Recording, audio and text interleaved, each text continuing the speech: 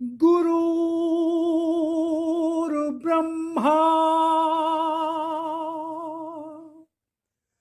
गुरुर्विष्णु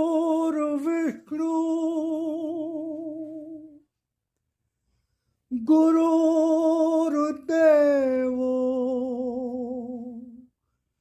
महेश्वरा गुरुर्साक्षात् परब्रह्म तस्मै श्री गुरुवे नमः।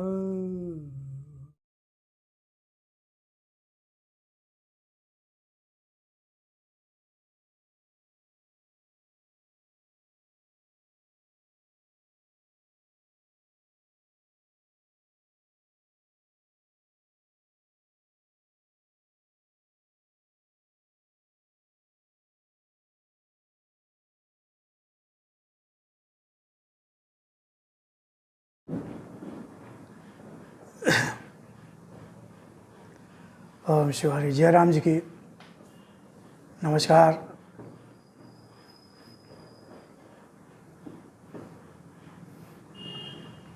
दीपोत्सव पर धनतेरस पर की आपको बहुत बहुत हार्दिक शुभकामनाएं। आज कल दीपावली थी, अभी भी पटाखों की आवाज़ और रोशनी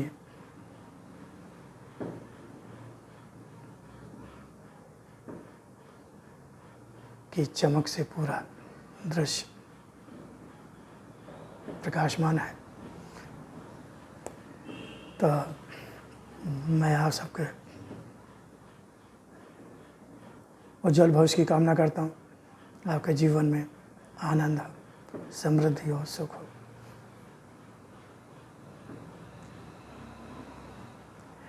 तो आज हम भगवत चर्चा करेंगे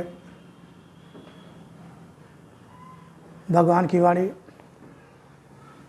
और भगवान की वाणी में जो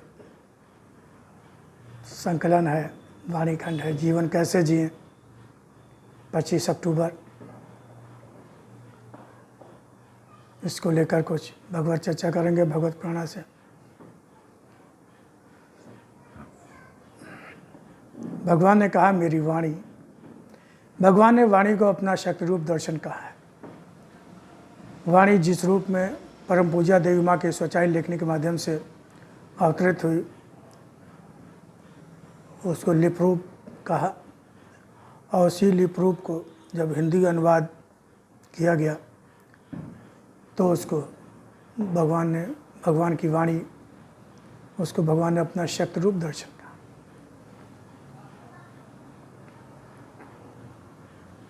भगवान ने कहा कि मैं युग के अनुरूप ही युगे युगे संभवामि युगे, समय समय पर जब अधर्म की बढ़ता है, धर्म की हानि होती, तो धर्म की स्थापना के लिए, अधर्म के नाश के लिए, साधु संतों को, भक्तों को का कल्याण करने के लिए, उनको दर्शन देने के लिए, धर्म की स्थापना के लिए, धर्म विनाश के लिए मैं अवतरित होता हूँ। तो भगवान अलग अलग युग में अलग अलग रूपों में अवतरित हुए। त्रेता युग वो अलग तरह का युग था, तो उसमें भगवान श्री राम आए। फिर द्वापर आया, उसमें फिर भगवान श्री कृष्ण आए। जो त्रेता में जो भगवान का रूप था, मर्यादाएं थी, उससे अलग रूप भगवान श्री कृष्ण का।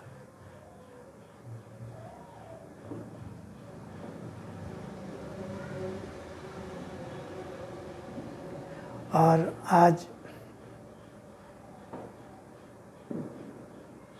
भगवान लिप रूप में, क्योंकि पढ़े लिखों का युग है ना, पढ़े लिखों का युग। लोग लिखा पढ़ी पे विश्वास करते हैं, लिखा पढ़ी पे लोग भरोसा करते हैं। कि कहते हैं ना हम लोग कि अगर कोई कुछ कहता है तो कोई बात कहते कहते कहाँ लिखा है दिखाओ जरा, कोई कहता है गूगल कर लो, कोई कह रहा है ये वहाँ इंसाइक्लोपीडिया देख लो, ये कर लो, वो कर लो, लाइब्रेरी चले जाओ, ये किताब पढ़ लो, वो किताब पढ़ लो, इस किताब में लिखा है, इस जगह लिखा है। तो जब लिखा पढ़ा हम लोग देख लेते हैं तो मान लेते हैं, हाँ नहीं ठीक है भाई लिखा है। तो जैसी उस युग के लोगों की ग्रहणशीलता होती, मन की ग्रहणशीलता, मन जैसा होता, मन की ग्रहणशीलता होती, उसी के अनुरूप भगवान अपना रूप धारण करके आते हैं। तो चूँकि पढ़े लिखे समय का है और आजकल जो हमारे साधु संत माता धर्म गुरु हैं, इनका रूप बनाकर बहुत से बहुरूपिये आ गए, ठग आ गए, जिन्होंने बाना तो साधु संत का बना लिया, भगवा वस्त्र पहन लिया, त्रिपुंड लगा लिया, कमंडल ले लिया, और सब करके उन्होंने जो है वो समाज को पथभ्रष्ट किया, लोगों को ठगा। हमारी आस्था खंडित है। अब एक आम आदमी, एक साधारण आदमी नहीं समझ पाता है कि कौन असली कौन नकली, क्योंकि वो भी सब पीएचडी करके आते हैं इस क्षेत्र में कि कैसे बेवकूफ़ बनाया जा सकता है, कैसे ठगा जा सकता है। अब आम आदमी वो तो दुख से परेशान है, दुखी है, उसमें तो सारे जो एक आम आदमी में दुर्गुण होते हैं, कमियां होती, कमजोरी, वो सारी कमजोरियां होती हैं, उन्हीं चीज़ों का वो फ़ायदा उठाते हैं, उसी का लाभ उठाते हैं। तो भगवान ने कहा कि कोई बात नहीं, मैं हूँ ना, मैं हूँ ना, कहीं जाने की ज़रूरत नहीं है, किसी के पास जाने की ज़रूरत नहीं है, मैं स्वयं लिप रूप में आ रहा हूँ। भगवान की वाणी, भगवान की, और भगवान की वाणी में भगवान ऐसा लगता है जब हम भगवान की वाणी पढ़ते हैं जैसे भगवान स्वयं हमसे बात कर रहे हैं, जैसे कोई बड़ा बुजुर्ग परिवार में नहीं होता है। जैसे कि भगवान श्री कृष्ण ने अर्जुन के प्रश्नों का जवाब दिया, आमने सामने बैठ के बात की। भगवान ने कहा भी है, मैं उसी गीता को न रूप न कले पुनः प्रस्तुत कर रहा हूँ, पुनः नए रूप में, और थोड़ा सा विस्तार दिया, और थोड़ा सा सरल आसान तो है वो, लेकिन संस्कृत भाषा में है, फिर उसका भाष्य हुआ, फिर लोग समझाया, कुछ नहीं समझा पाए, कुछ हमने समझा, कुछ हम नहीं समझ पाए, और हमने भी उसको एक वस्त्र में, पीले वस्त्र में लपेट के अच्छी तरह कहते थे, पूजा अलमारी में, पूजा घर में रख दिया, बस हाथ जोड़ लेते हैं। रामायण और गीता का अब स्थान सिर्फ इतना ही रह गया, या जो लोग पढ़ते भी हैं तो उनको श्लोक रट गए, चौपाइयाँ रट गई, तो उसको गाहे बगाहे उसको वो कहते रहते हैं और तालियां बटोरते हैं, लेकिन वो जीवन में जब तक ज्ञान आएगा नहीं तब तक वो फ़ायदा नहीं होता है। तो भगवान की वाणी के रूप में भगवान हमारी आपकी शैली में ही, हमारी आपकी भाषा में ही, आजकल के उदाहरणों को लेते हुए साथ में, जैसा माहौल, स्थितियाँ, परिस्थितियाँ, देश काल परिस्थिति, विदेश का, देश के, इन सारी चीज़ों को साथ में लेते हुए उन्होंने अपने अनमोल ज्ञान को हमें प्रदान किया, अपनी पहचान कराई, अपनी उपस्थिति का आभास कराया, अपनी शक्ति की पहचान कराई और हमारे अंदर विश्वास पैदा किया। तो भगवान की वाणी, भगवान ने कहा कि जन जन तक पहुँचो, जहाँ अंधकार है उस मन तक पहुँचो, जहाँ मेरी पुकार है। उन्होंने अपने वाणी के भक्तों को ये आदेश दिया कि इसका प्रचार प्रसार हो, जन जन तक पहुँचो, जहाँ अंधकार है उस मन तक पहुँचो, जहाँ मेरी पुकार है। जहां मेरी पुकार। भगवान ने कोई बाध्यता भी नहीं, कोई मजबूरी नहीं कि नहीं आपको भक्ति करना ही करना है।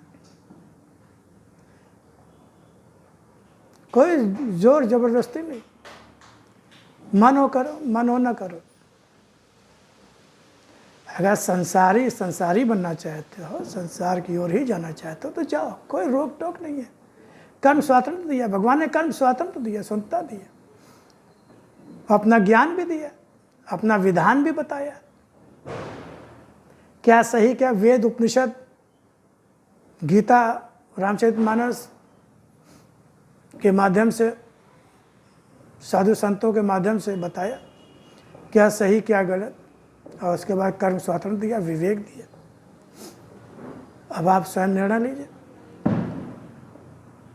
कर्मण्येव अधिकारस्ते मा फलेषु कदाचन, कर्म पर अधिकार है, कर्म करिए, लेकिन फल तो मेरे विधान के अनुसार ही मिलेगा, और उसको तो फिर पाना ही होगा।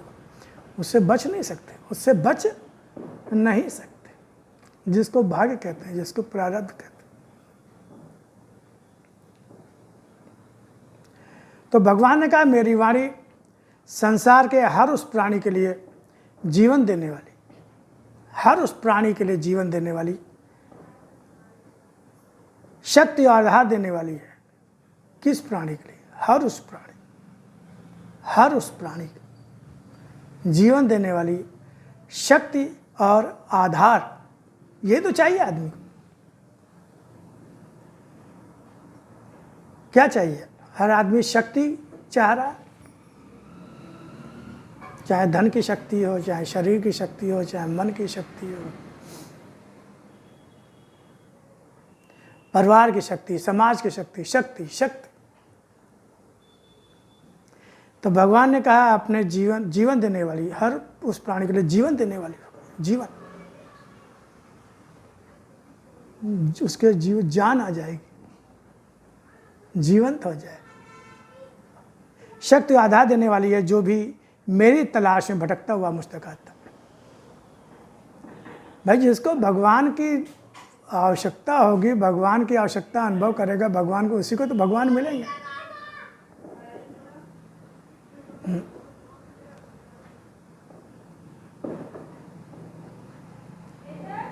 जब हम भगवान के लिए हमारे मन में कामना उठेगी, लालसा उठेगी, तभी तो भगवान मिलेंगे। न भगवान को क्या ज़रूरत है भाई? भगवान को क्या ज़रूरत है? अरे आपकी भी अगर किसी को आवश्यकता नहीं होती तो आप भी उधर नहीं देखते। देखते हैं क्या? देखते हैं क्या? जबकि हम आप तो एक आम आदमी है, एक आम इंसान है, कुछ खास है भी नहीं। मूली कहते नहीं, मूली अपने पत्तों से ही भारी है। हम किसी की क्या मदद करेंगे? जब हमारे पास कुछ खास देने के लिए नहीं है, तब भी हम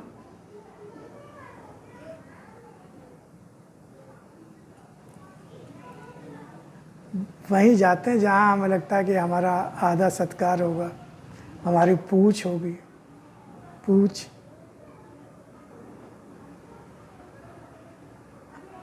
तो भगवान जो परम शक्ति है, परब्रह्म है, परमात्मा है, संपूर्ण सृष्टि का मालिक है, माने ना माने, कोई नहीं मानता है तो इससे कोई फर्क थोड़ी पड़ता है। कोई फर्क पड़ता है क्या? कोई नहीं। कोई कहे मैं कभी मरूंगा ही नहीं। माने ही नहीं कि मैं मर भी सकता हूँ। वो कोई माने ही नहीं कि मैं मर भी सकता हूँ। बहुत से लोग थे, रावण, कंस, सब सुना, जिन्हें ये भ्रम हो गया, कुछ वरदान भी ऐसे मिल गए, दिन में मरूँ ना, रात में मरूँ ना, अंदर मरूँ ना, बाहर मरूँ ना, से मरूँ ना, न इंसान से न पशु से। रावण जैसे, कंस जैसे भ्रम हो गया कि अब तो मुझे कोई मार ही नहीं सकता, अब तो कोई मुझे मार ही नहीं सकता। तो क्या मरे नहीं वो? तो हमारे आपके सोचने से कुछ नहीं होता है, होगा वही जो भगवान के विधान में तय हो चुका, वही होगा, मानो या न मानो। तो भगवान ने कहा जिसे मेरी तलाश है, जो मुझे पाने के लिए भटक रहा है, मुझ तक आता है, तो उसको मेरी वाणी जीवन देने वाली होगी, शक्ति और आधार देने वाली होगी। जिस तरह संसार के हर प्राणी का जन्म मुझसे हुआ है, भरण पोषण भी मैं ही करता हूँ। हर प्राणी का जन्म मुझसे ही हुआ, हुआ कि नहीं हुआ? तो दिखाई पड़ता है कि माँ बाप, माँ ने जन्म दिया, लेकिन माँ के गर्भ में बच्चा कैसे तैयार होता है, कैसे बनता है, कैसे पोषित होता है, माँ को तो पता भी नहीं होता, उसको तो पता ही नहीं होता।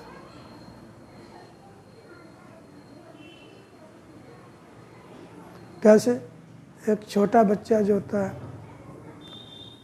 धीरे धीरे वो बड़ा होता है, शकल सूरत भी बदलने लगती है, शरीर का आकार प्रकार भी थोड़ा चेंज हो जाता है, वो बड़ा हो जाता है, लंबा चौड़ा हो जाता है, जवान हो जाता है, मूछें मूछें आ जाती है, सब आ जाता है। फिर धीरे धीरे वो शरीर ढलने लगता, बुढ़ापा आ जाता।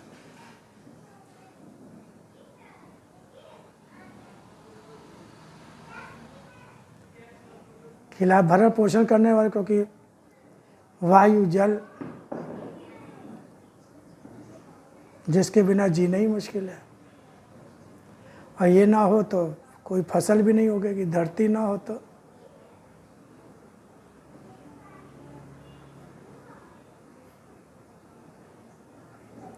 पोषण कहाँ से मिलता है? हम आप करते हैं क्या पोषण? हम लोग तो बीज डाल देते हैं, और बीज कैसे पनपता है, कैसे उसमें पौधा प्रस्फुटित होता है, बड़ा होता है, फिर फल आते हैं, फिर हम सब लोग खाते हैं, अनाज होता है, सब कुछ होता है। अग्नि जिसके बिना जीवन संभव ही नहीं है, अग्नि हमने बनाई किया, आपने बनाई किया, वायु हमने आपने बनाई किया, जल हमने आपने बनाया किया है, अमरूद आम सेब केला हमने बनाया किया।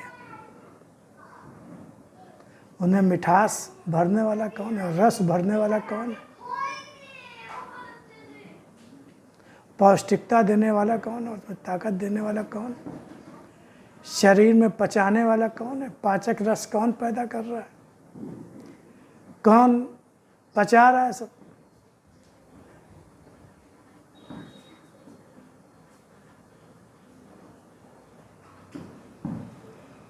तो भगवान ने, तो असली माँ बाप तो परमात्मा है, मुझसे हुआ, भरण पोषण मैं ही करता हूँ, धरती पर समान रूप से रहने का अधिकार भी दिया है, समान रूप से रहने का अधिकार भी दिया, समान रूप से।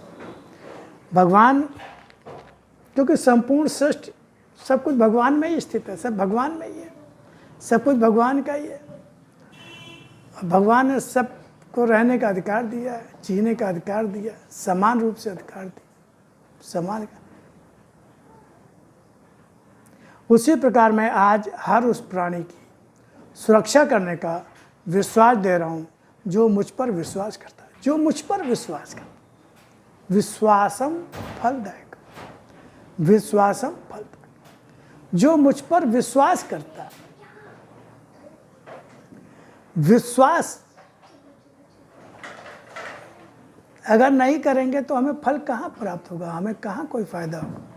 विश्वास तो करना पड़ता है ना।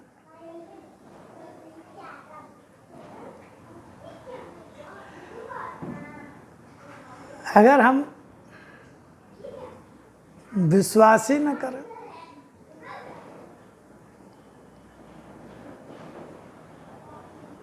तो हम कमजोर महसूस करते हैं अपने।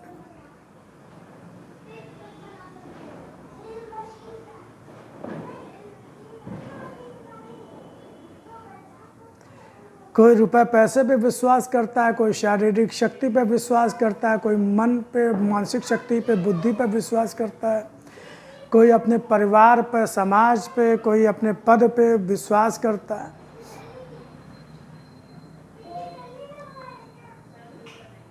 और जब वो आधार खिसकने लगता है तो विश्वास भी कमज़ोर होने लगता है, तो आदमी डर भय पैदा हो जाता है, घबराहट पैदा होती है।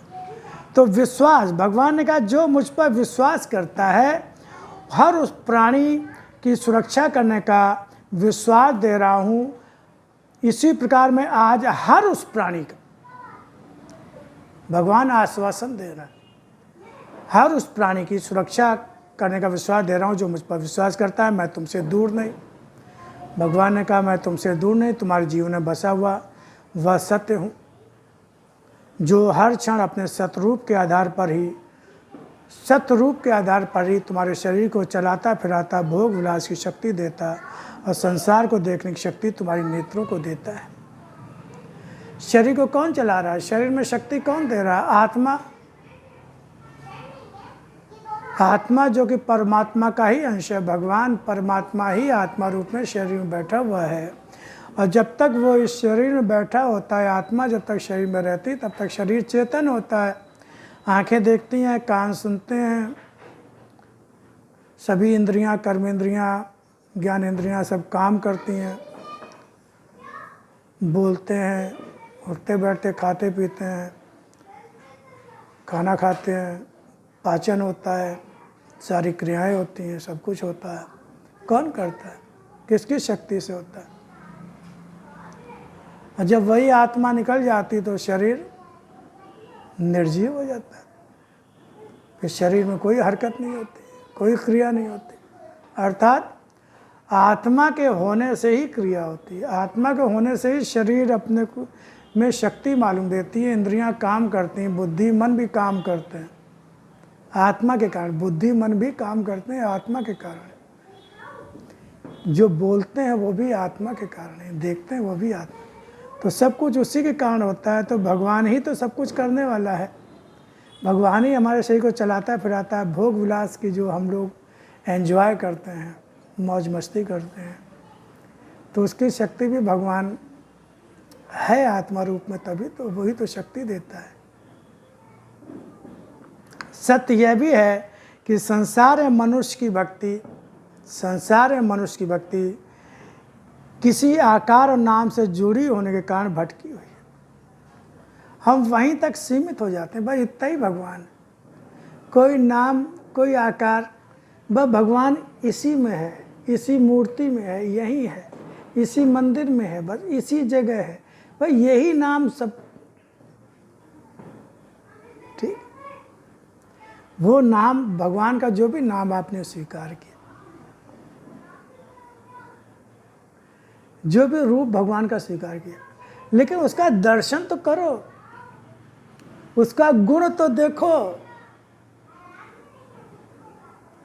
वो नाम संपूर्ण सृष्टि में व्याप्त है।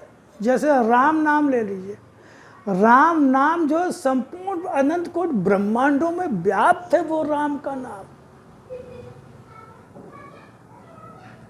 जो रूप, वो रूप कण कण में व्याप्त है। यही तो असली पहचान होगी। भगवान की पहचान कैसे होगी? भगवान तो सर्वव्यापक है,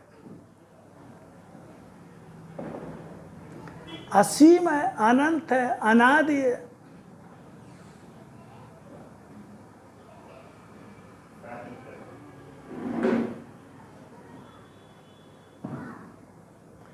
तो खाली एक नाम और रूप का मतलब ये नहीं है कि हम वहीं तक सीमित हो जाए। भगवान असीम है, उसको ससीम मत करना। इसका मतलब हम उसको पहचानते नहीं। शिव भी वही, गणेश भी वही, लक्ष्मी भी वही, कृष्ण भी वही, राम भी वही।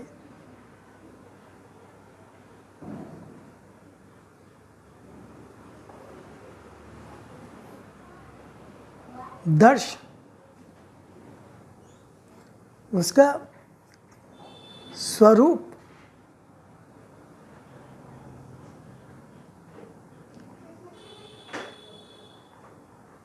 विस्तार। तो सत्य यह भी है कि संसार में मनुष्य की भक्ति किसी आकार के नाम से जुड़ी होने के कारण भटकी हुई है। जब भक्ति का आधार ही सत्य ना हो तब भक्ति का रूप सत्य नहीं होता, सत्य नहीं होता। उसको हम एक सीमा में बांध देते हैं, एक बंधन में बांध देते हैं।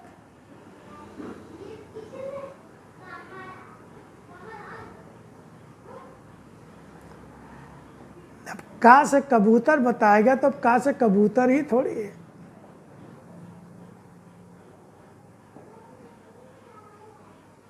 का से तो बहुत कुछ है। वहीं तक सीमित, वर्णाक्षर तक ही सीमित थोड़ी रहना है।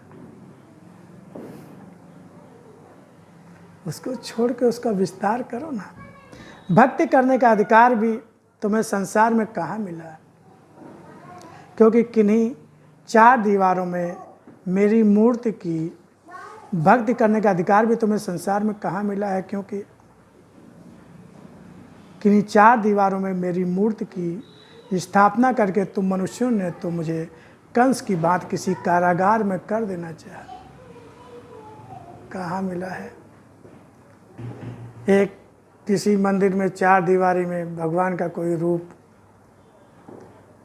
बनाकर स्थापित कर दिया और वहाँ पे दरवाजे खिड़की सब लगा के ताला वाला लगा के बंद कर देते हैं। तो भगवान कह रहे हैं ये तो वही हो गया ना जैसे कंस में और फिर तुम में अंतर क्या है? कंस ने भी कारागार में बंद कर दिया था, बेड़ियाँ अड़ियाँ सब डाल दी थी। भगवान तो कारागार में ही प्रकट हुए थे ना, प्रकट हुए थे कारागार में।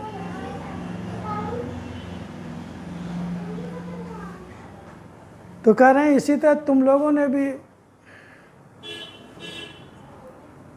अपनी बुद्धि से कोई मेरा रूप सोच के उसकी मूर्ति बना के, चित्र बना के, फिर उसको एक स्थान में स्थापित करके और फिर वहाँ पे कैद कर देते हो। ऐसे लोग जो मेरे दर्शन पर भी अपना अधिकार किए हैं, ऐसे लोग जो मेरे दर्शन पर भी अधिकार किए हैं, वे मेरे भक्त नहीं होते, मुझ पर ही बंधन लगा देते। कई शर्तें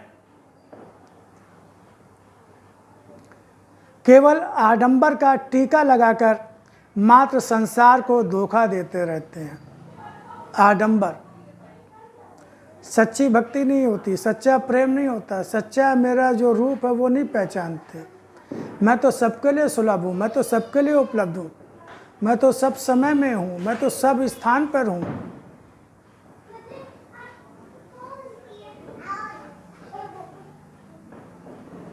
मेरे लिए कोई सीमा नहीं बांधी जा सकती। लेकिन पाखंड आडंबर का टीका लगाकर मात्र संसार को धोखा देते रहते हैं। संसार में ऐसे ही पुजारी और भक्त भरे पड़े हैं जिन्हें स्वयं नहीं मालूम कि पूज्य को कभी कैद नहीं किया जाता। बहुत से मंदिर देखे होंगे आपने, वहाँ होता है कि इतना दीजिए तो एक इस रास्ते से फिर एक वीआईपी रास्ता होता है, एक चोर रास्ता। इसको चोर रास्ता वो लोग नहीं कहते, लेकिन हम लोग गुप्त रास्ता होता है, जो ज़्यादा दान दक्षिणा दे देता है पुजार पंडित जी को, जो खुश कर देता है। जो बड़े बड़े अमीर लोग होते हैं, एक आम आदमी होता है वो लाइन में लगा होता है, घंटों लाइन में लगा रहता है वो। और जो धनी लोग होते हैं, धनाढ्य लोग होते हैं, प्रभावशाली लोग होते हैं, वो पुजारियों को, पंडितों को व्यवस्था ऐसी बना रखी होती है उन्होंने कि वो ज़्यादा पैसा देकर अपने प्रभाव का इस्तेमाल करके वो एक दूसरे गेट से चले जाते हैं। लेकिन वो सिर्फ एक भ्रम होता है, भ्रम होता है। भगवान की दृष्टि में कोई भेदभाव नहीं होता। वो उनके सोचने से, और पुजारी जी या उनके सोचने से क्या होता है कि हमें दर्शन हो गए, वो तो कोई भगवान की व्यवस्था जिन्होंने संभाल रखी है वो भेदभाव कर रहे हैं। लेकिन भगवान की दृष्टि में भेदभाव थोड़ी है। भगवान तो सब जानता है ना, भगवान तो सब जानता है, वो तो हमारे आपके सबके हृदय के भाव को पहचानता है। तो संसार में ऐसे ही पुजारी और भक्त भरे पड़े हैं जिन्हें स्वयं नहीं मालूम कि पूज्य को कभी कैद नहीं किया जाता। यहाँ तो पुजारी की इच्छा पर निर्भर है कि कोई पूजा करे या न करे, कोई पूजा करे न करे। बहुत से शर्तें नियम बना देते हैं, ये आएगा, ये अंदर आ पाएगा, ये अंदर नहीं आ पाएगा। बहुत से आधार हैं, जाति प्रथा भी है, स्त्रीलिंग पुल्लिंग का भी अंतर है,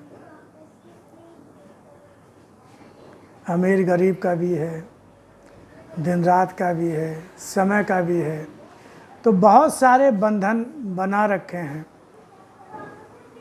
अपने अपने हिसाब। लेकिन भगवान ने कहा कि ये सब भगवान की दृष्टि में सही नहीं है। भगवान ने कहा कि पूज्य को कभी कैद नहीं, वो तो सबके लिए सुलभ होता है। फिर भगवान ने कहा मैं जब भी आया हूँ,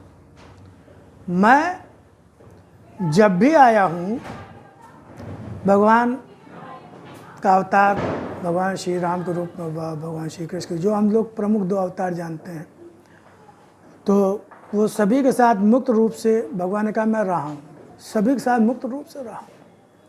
भगवान ने किसी को अपने पास आने से मना नहीं किया। निषाद राज भी आए, शबरी, भालू, बानर, रीछ, और ये भगवान श्री कृष्ण का भी था। उन्होंने कभी इस तरह कोई बंधन नहीं डाला कि नहीं ये नहीं आएगा, वो नहीं आएगा, ऐसा कुछ नहीं।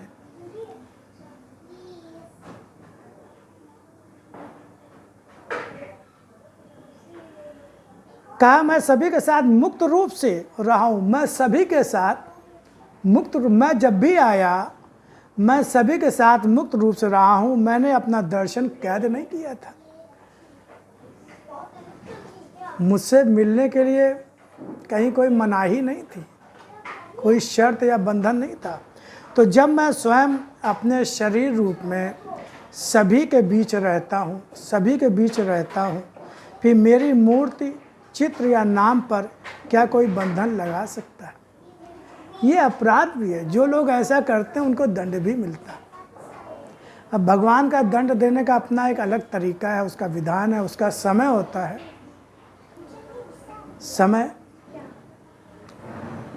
समय का बंधन होता है, जो फल होता है, जो दंड होता है, समय पर ही मिलता है।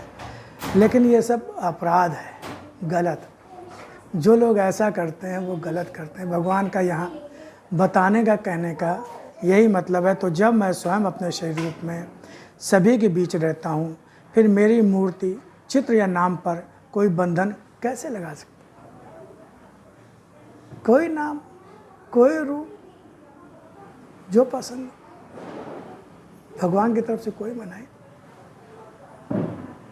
अब भगवान ने कहा मैं तो सब कुछ मैं ही हूँ, ये पूरी सृष्टि में मैं ही हूँ, तो मेरा दर्शन करो। किसी एक रूप के पीछे क्यों भाग रहे हो? किसी एक नाम के पीछे क्यों भाग रहे हो? भगवान का यही कहने का मतलब।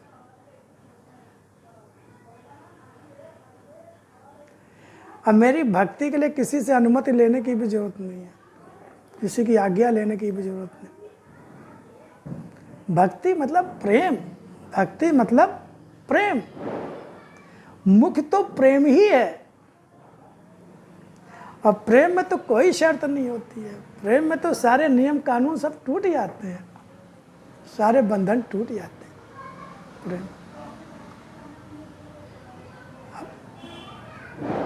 विदुर की पत्नी भगवान को जब भोजन कराया, तो जब प्रेम से जब उन्होंने केला खिलाया, तो वो सुध-बुध खो गए बैठी।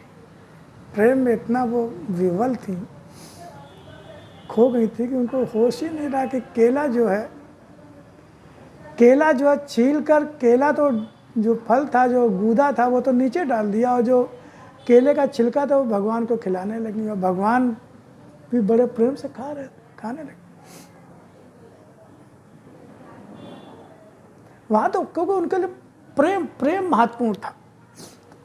लोग, बहुत से लोग जो पाखंड करते हैं, जो किसी को प्रभावित कर खुश करना चाहते हैं, वो बहुत बढ़िया बढ़िया मिठाई और ये और वो बहुत सी सजा के और बड़ा विधान के साथ और व्यवस्था करके और बड़ा प्रेजेंटेशन होता है उसके लिए बड़े बड़े लोग वो करते हैं, क्या कहते हैं, कॉन्सेप्ट होता है उसका कि कैसे प्रेजेंट करें कि भाई देखने सुनने में अच्छा लगे, बढ़िया लगे।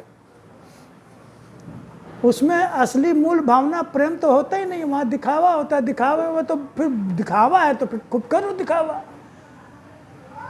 देखने वालों को अच्छा लगेगा, लेकिन जो सच्चा प्रेम का पारखी वो तो समझ जाएगा।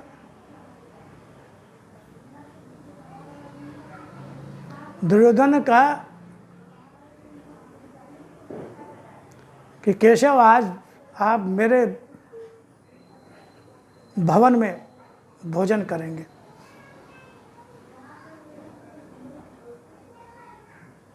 वहाँ एक से एक स्वादिष्ट पौष्टिक मेवा मिष्ठान युक्त भोजन।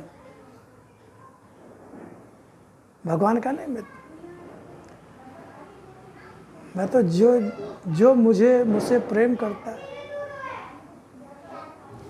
जो मुझे चाहता है, मैं तो वहीं भोजन करूँगा। तो मेरे मित्र भी नहीं है, मुझे प्रेम भी नहीं करते।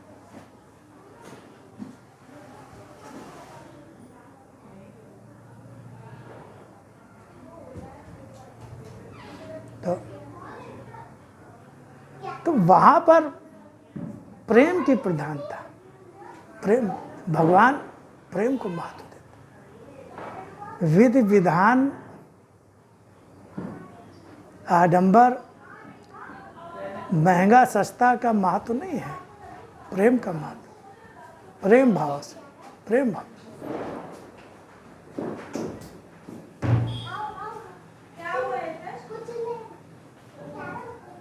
पत्रम पुष्पम फलम तो यो में व्यक्त प्रेषित। पत्रम पुष्पम फलम तो, पत्र पुष्प।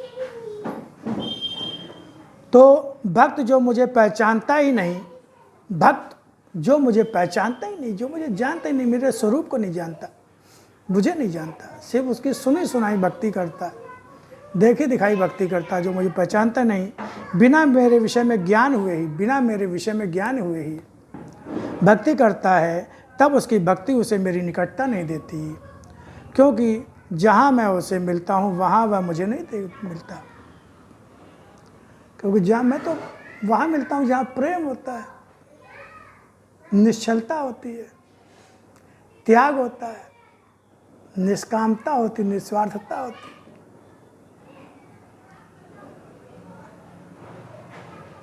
जहाँ आडंबर है, जहाँ दिखावा है, जहाँ शोरगुल है,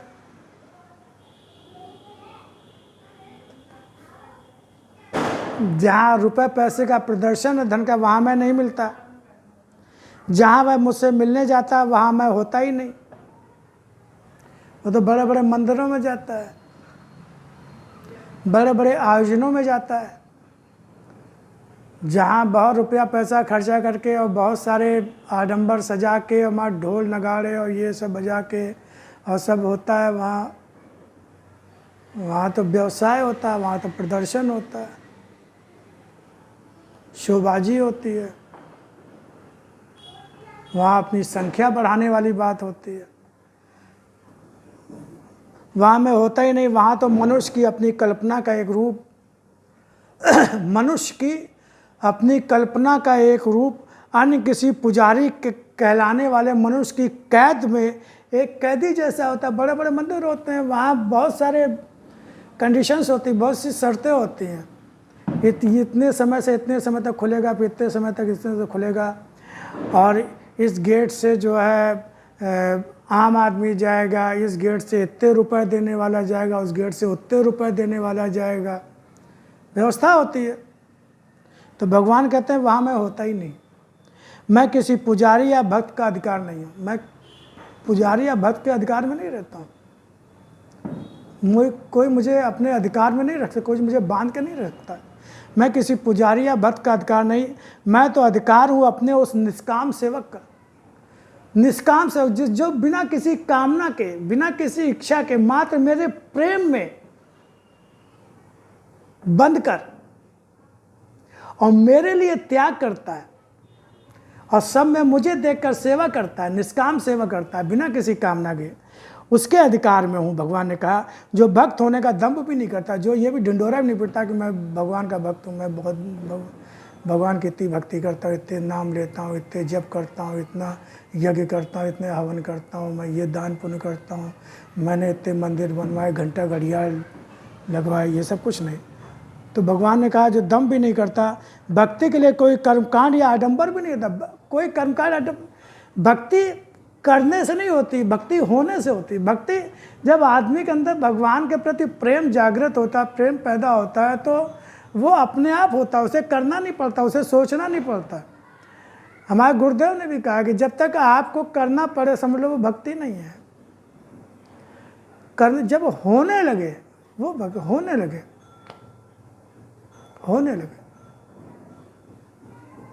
भक्ति करने का नाम नहीं, भक्ति होने का नाम।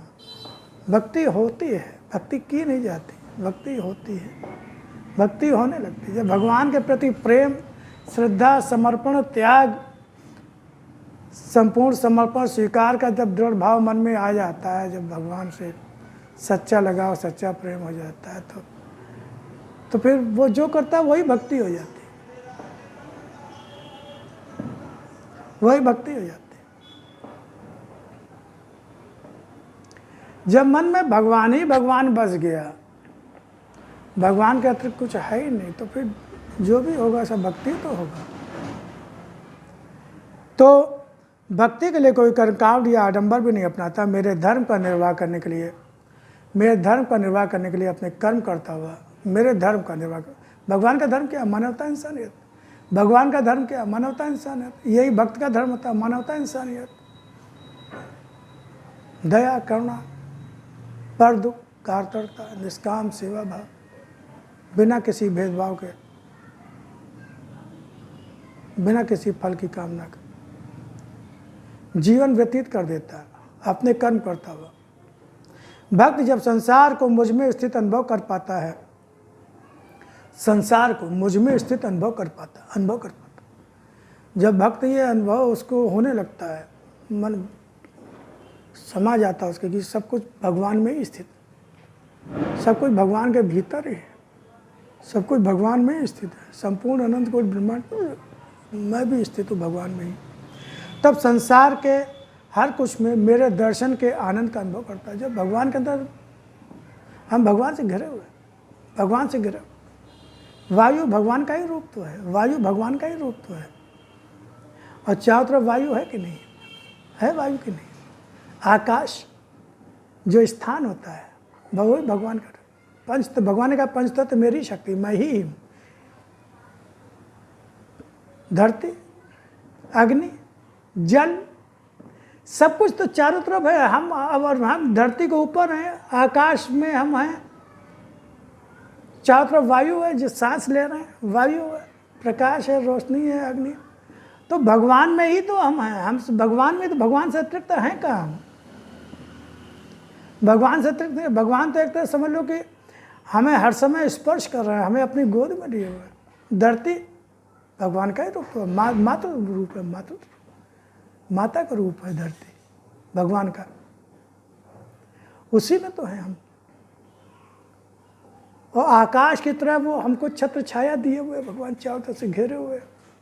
वायु के रूप में वो हमारा स्पर्श कर रहा है, हमको जीवनी शक्ति दे रहा है वायु। जल, अग्नि, यही तो भगवान का रूप है। इन्हीं से संपूर्ण सृष्टि का निर्माण हुआ। तो हम सब भगवान में ही तो हैं। सब कुछ जब मुझ में ही स्थित दिखाई देता है, फिर किसी भी प्राणी से वैर या द्वेष कैसा?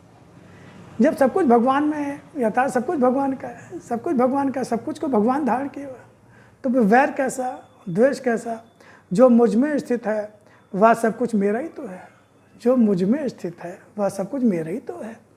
अगर हमारे बैग में कोई बैग हमारे पास है, तो उस बैग में, जब बैग हमारा है तो बैग में जो कुछ भी सामान पड़ा हुआ सब हमारा ही तो है, हमारा ही तो है। अब घर हमारा है,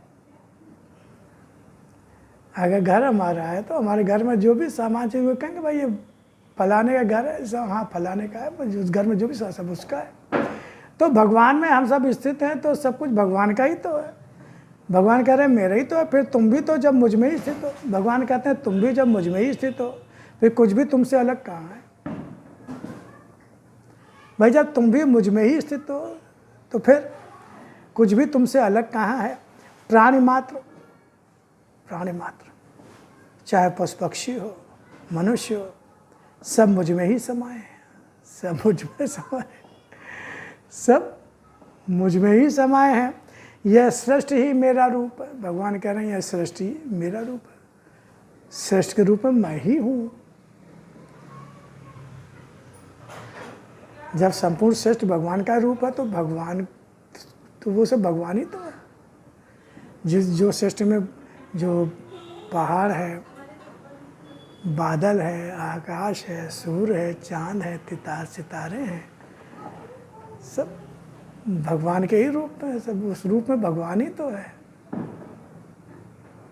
यह इसमें दिखाई देते सूर्य, नक्षत्र और चंद्रमा सब मेरे ही तेज से प्रकाशित, मेरे ही तेज से प्रकाशित, मेरे ही तेज से प्रकाशित। इनमें जो प्रकाश है, जो तेज है, जो गति है, जो प्रभाव है, वो सब मेरा ही तो है। मुझे अपने इस संसार में ही देखो। भगवान कह रहे हैं मुझे देखना है तो मैं खाली मंदिर में ही नहीं हूँ, ठीक है, मंदिर में भी हूँ, लेकिन जो मंदिर में है वो संपूर्ण सृष्टि में व्याप्त है। तभी तो उसको सही रूप, तभी तो हम देख पाएंगे, पहचान पाएंगे, समझ पाएंगे उसको। मुझे अपने संसार में ही देखो और पहचानो, और पहचानो, देखो भी और पहचानो भी कि जिसके तुम आराधना करते हो, पूजन करते हो, जिसको भगवान कहते हो, वो सब ये वही है। मैं तुमसे अलग कहाँ? भगवान कहते हैं मैं तुमसे अलग कहाँ? कहाँ अलग? भाई वायु भी तो मेरा ही रूप है, जल भी तो मेरा ही रूप है, प्रकाश भी तो मेरा ही रूप है, और रूपों में तुम मुझसे घिरे हुए हो। आकाश कहते हैं स्थान को, आकाश क्या कहते हैं? स्थान को, जहाँ कोई चीज़ आकाश, तो वहीं तो हम स्थित हैं, आकाश में ही तो स्थित है। आकाश परमात्मा का ही रूप है, तो हम परमात्मा में ही तो स्थित हैं। और वायु के रूप में परमात्मा हर क्षण स्पर्श करता है। कभी वायु जब स्पर्श होता है तो बड़ा अच्छा लगता है, तो भगवान का स्पर्श है। कभी गर्म हुआ तो गर्म स्पर्श है, कभी ठंडा स्पर्श, कभी अच्छा स्पर्श, तो भगवान का स्पर्श है। तो भगवान का मैं तुमसे अलग कहाँ हूँ। तो इस तरह से